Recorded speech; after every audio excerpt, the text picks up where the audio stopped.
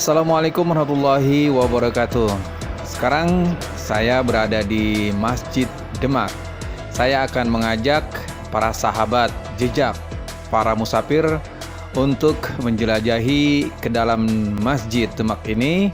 Ada apa saja dan ada peninggalan apa saja warisan daripada Wali Songo. Di sini ada beberapa pilar-pilar masjid dan juga ada beberapa tiang-tiang masjid yang akan saya jelaskan satu persatu. Ikuti terus ya channel Jejak Para Musafir.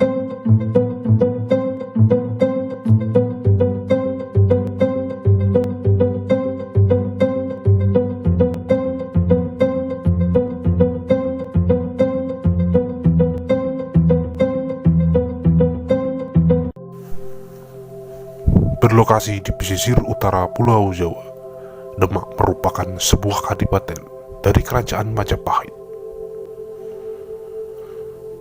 Akibat adanya kemunduran dalam politik Majapahit, terjadi kekacauan dalam negeri yang disebabkan oleh perebutan kekuasaan.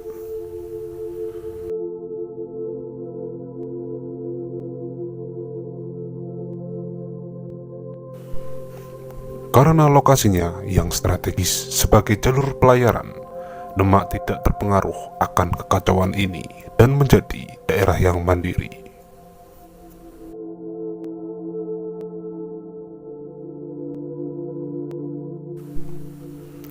Dalam sejarah Jawa, banyak disebutkan bahwa Kerajaan Demak adalah pengganti langsung dari Kerajaan Majapahit. Hal ini dikarenakan banyak yang meyakini bahwa pendiri kerajaan adalah putra Raja Majapahit yang terakhir, yaitu Brawijaya V. Kepercayaan inilah yang memudahkan berdirinya Demak sebagai sebuah kerajaan. Dalam masanya, sebuah kerajaan tentu mengalami pergantian raja. Begitupun dengan kerajaan Islam pertama di Pulau Jawa ini. Terdapat 5 orang yang memimpin kerajaan tersebut.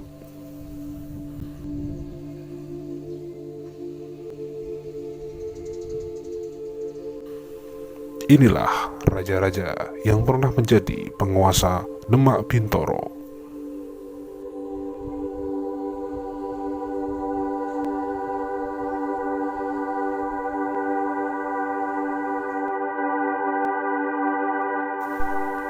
Satu, Raden Fatah.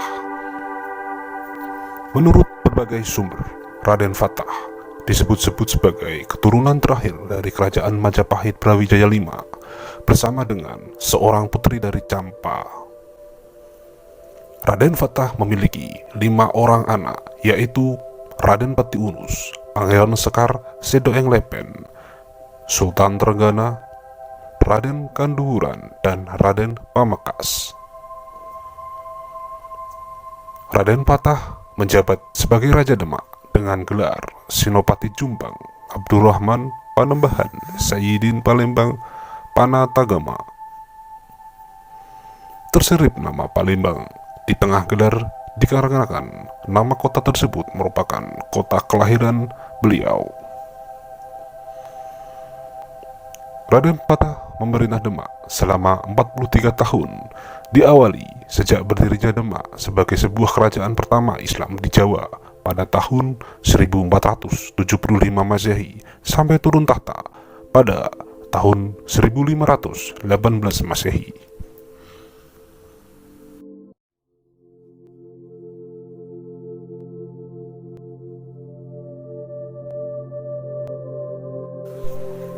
Dua, Raden Patiunus.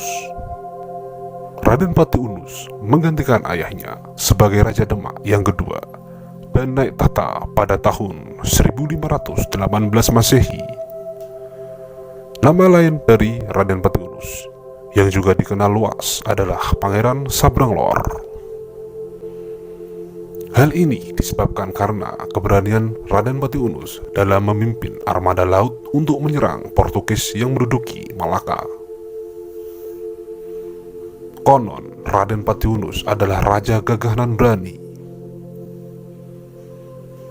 Masa kepemimpinan Raden Patiunus berumur singkat, hanya selama 3 tahun. Pada tahun 1521, Raden Patiunus memimpin penyerbuan kedua ke Malaka untuk melawan Portugis dan gugur dalam pertempuran tersebut.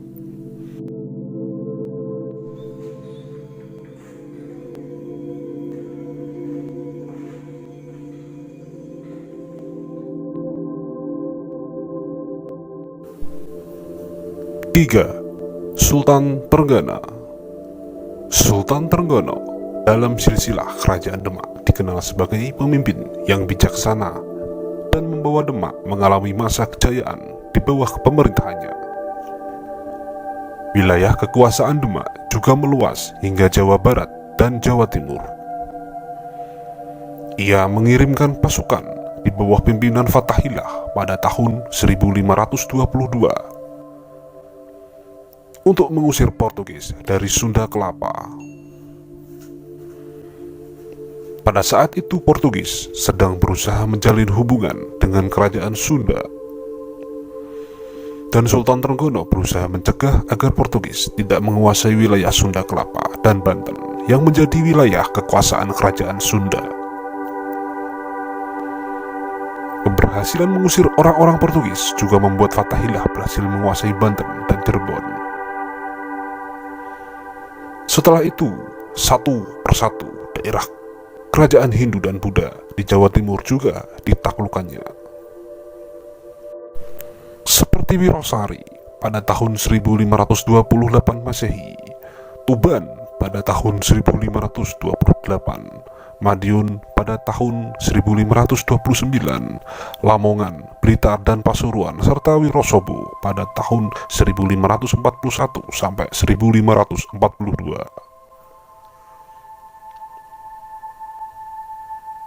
Untuk memperkuat kedudukannya, Sultan Trenggana akhirnya menikahkan putrinya dengan Pangeran Langgar yang menjadi Bupati Madura.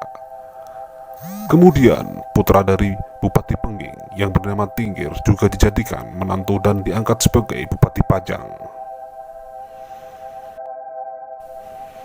Masa kekuasaannya dalam silsilah kerajaan Demak berakhir dengan ketika Sultan Trenggana meninggal pada tahun 1546 Masehi ketika sedang bertempur di Pasuruan.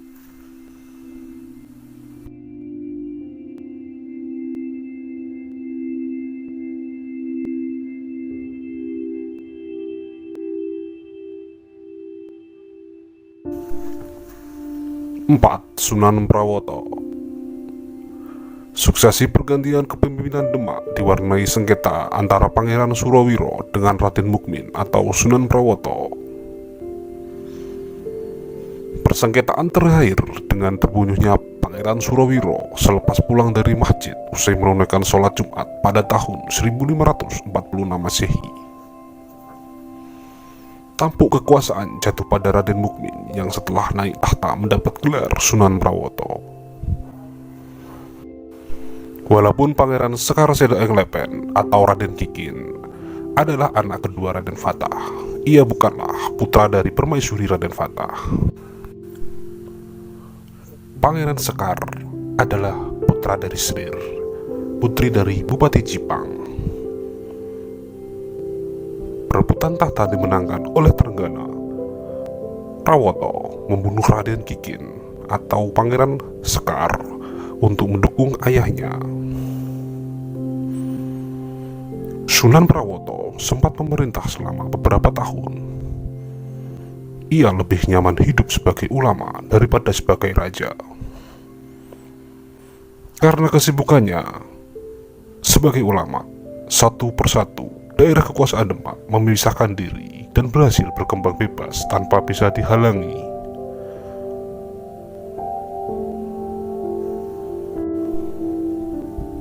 Di bawah pemerintahannya, pusat pemerintahan Demak dipindahkan ke Bukit Prawoto dari Bintoro. Ia bercita-cita untuk mengislamkan seluruh pulau Jawa dan ingin memiliki kekuasaan seperti Sultan Turki.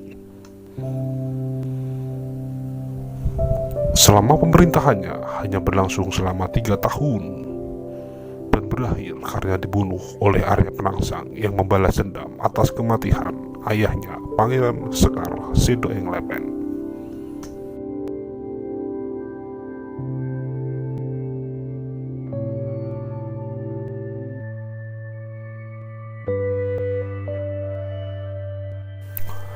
Lima, Arya Penangsang. Masa pemerintahan Sunan Prawoto berjalan singkat karena ia dibunuh oleh suruhan Arya Penangsang. Arya Penangsang yang merupakan putra Pangeran Sekar Sedoenglepen, saudara Sultan Trenggono, kemudian mengambil alih tahta kepemimpinan Sunan Prawoto. Ia juga membunuh putra Pangeran Prawoto, Pangeran Hadirin, dan istri Sunan Prawoto melalui urang suruhannya. Pusat pemerintahan Demak dipindahkan oleh Arya Penangsang ke Jipang dekat Cepu. Walaupun Arya Penangsang yang sudah menjadi Bupati Jipang dan merebut kekuasaan dari tangan Sunan Prawoto yang didukung oleh Sunan Kudus, namun keluarga kerajaan tidak merestuinya. Nama lain dari Raden Patiunus. Masa kepemimpinan Arya Penangsang dipenuhi dengan ketidakpercayaan dari pemimpin daerah-daerah kekuasaan. Hal ini disebabkan karena hingga akhirnya Arya Penangsang terbunuh dalam pemberontakan yang dipimpin oleh Adipati Pajang, yaitu Joko Tingkir. Konon Raden Patiunus Joko Tingkir yang didukung oleh Ratu Kalinyamat, Ki Gede Pemanahan, dan Ki Panjawi. Masa kepemimpinan Raden Patiunus berumur singkat. Sejak itulah wilayah kerajaan Demak dipindahkan ke Pajang pada tahun 1500 Joko Tingkir atau Mas Karepet. Atau ini adalah akhir dari kekuasaan kerajaan Demak dan akhir dari silsilah kerajaan Demak. Sebagai gantinya mulailah sejarah dari kerajaan Pajang pimpinan Joko Tingkir atau Mas Karepet atau Hadi Wijaya.